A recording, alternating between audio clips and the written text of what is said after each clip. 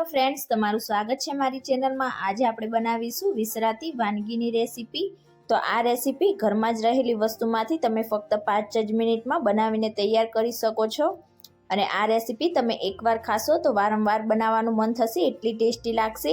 જે મોટા લોકો હશે તેમને કદાચ આ રેસીપી ખાધેલી હશે, પણ જે ન્યૂ જનરેશન છે તેના માટે આ રેસીપી એકદમ નવી છે।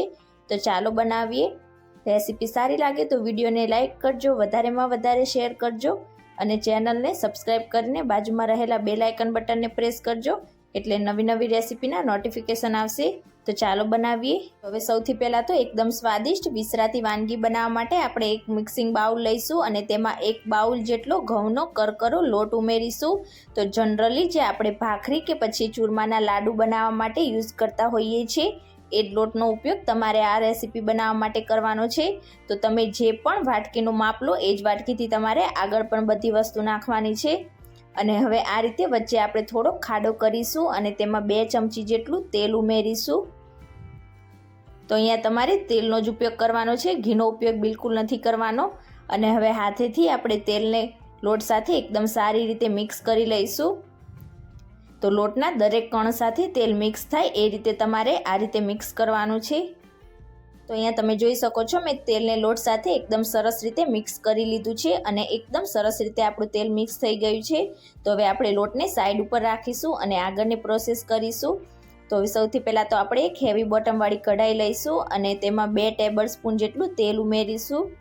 તેલ સારી રીતે ગરમ થઈ જાય એટલે તેમાં અડધી ટીસ્પૂન રાઈ ઉમેરીશું અને રાઈને સારી રીતે ફૂટવા દઈશું। રાઈ એકદમ સરસ રીતે ફૂટી જાય એટલે અડધી ટીસ્પૂન જીરું ઉમેરીશું અને જીરાને પણ સારી રીતે ફૂટવા દઈશું। જીરું સરસ ફૂટી જાય એટલે તેમાં એક ઝીણું કટ કરેલું લીલું મરચું ઉમેરીશું। તો અહીંયા મેં બહુ તીખું ના હોય તેવું મરચું લીધું છે, આપણે આગળ લાલ મરચું પાવડરનો ઉપયોગ પણ કરવાના છીએ। અડધી ટીસ્પૂન હળદર પાવડર ઉમેરીશું। તો અહીંયા મરચું તમે તમારા ટેસ્ટ પ્રમાણે વધારે કે ઓછું પણ કરી શકો છો।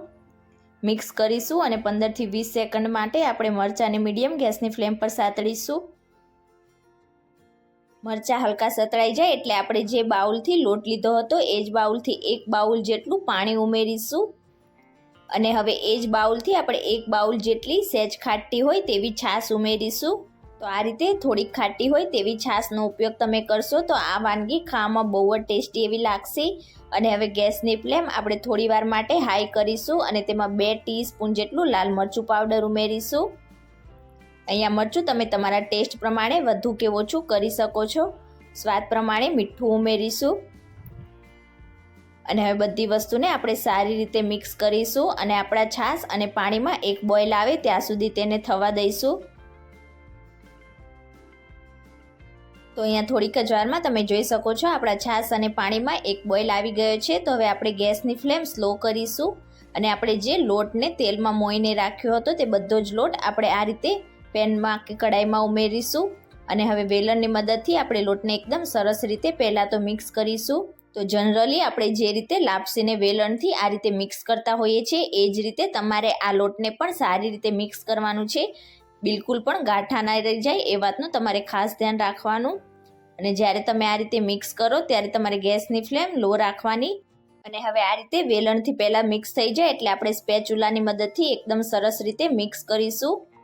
અને આ રીતે મિક્સ થઈ જાય એટલે હવે લોટને આપણે કડાઈમાં આ રીતે ફેલાવીને થોડોક સેટ કરીશું અને હવે મીડિયમ ગેસની ફ્લેમ પર આપણે લોટને 3 થી 4 મિનિટ માટે કૂક કરીશું।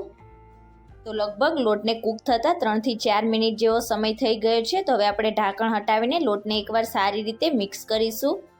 તો અહીંયા તમે જોઈ શકો છો એકદમ પરફેક્ટ એવો આપણો લોટ કૂક થઈ ગયો છે।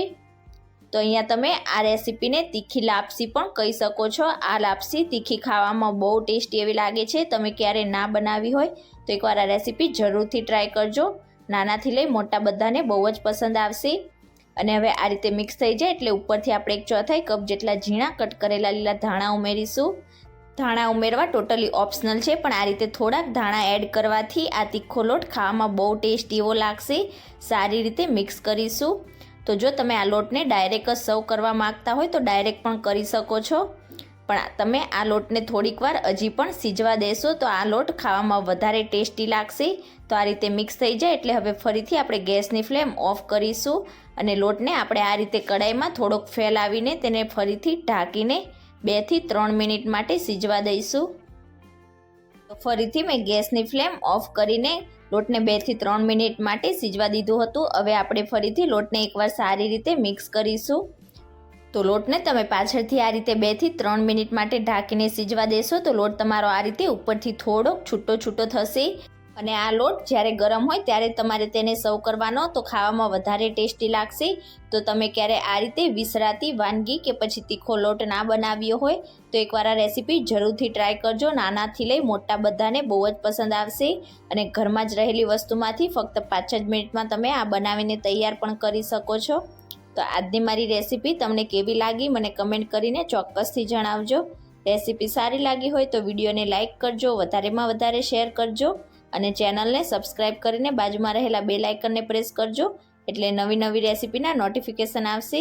Thank you for watching.